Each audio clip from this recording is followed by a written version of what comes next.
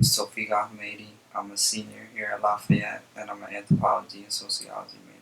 So for me, like coming to the topic of my thesis was like simultaneously an academic and like a personal sort of pursuit.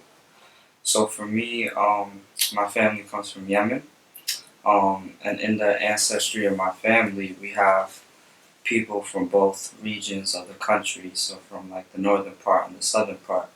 And just through kind of interaction with some of my family members, I noticed that there are certain cultural differences, and part of approaching this project was trying to see, like what's the history behind that, and what's the sort of like, and how can I apply some of the like anthropological theories that I've been looking at towards just how people's identities differ within a country that we assume to be bounded or homogenous. And kind of looking at sort of the politics behind unification and just how Yemeni national identity is sort of a site of contestation between different sort of visions of how people exactly understand their identity based on where they're from and the different histories within the region. The scholarship on, like, let's say Yemen, I would say from an anthropological perspective, a lot of it is sort of kind of, I mean, there is good scholarship as well, but a lot of it, some of the earlier scholarship on Yemen can be sort of Orientalist. So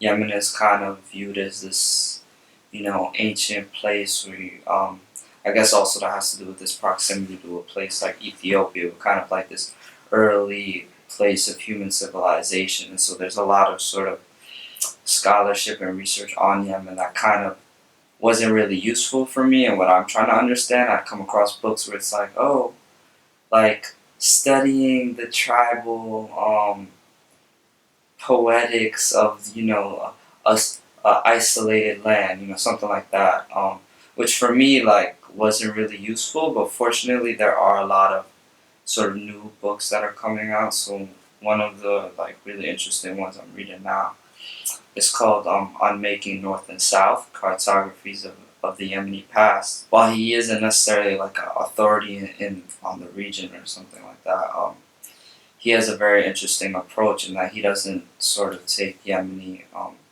national identity as natural. He sort of questions it and looks at what are the histories behind it. Another book I looked at is the Hadrami Diaspora. This was really interesting because it's an old diaspora, but at the same time, it doesn't mean that it's timeless. It's gone through a lot of shifts based on different things that have happened.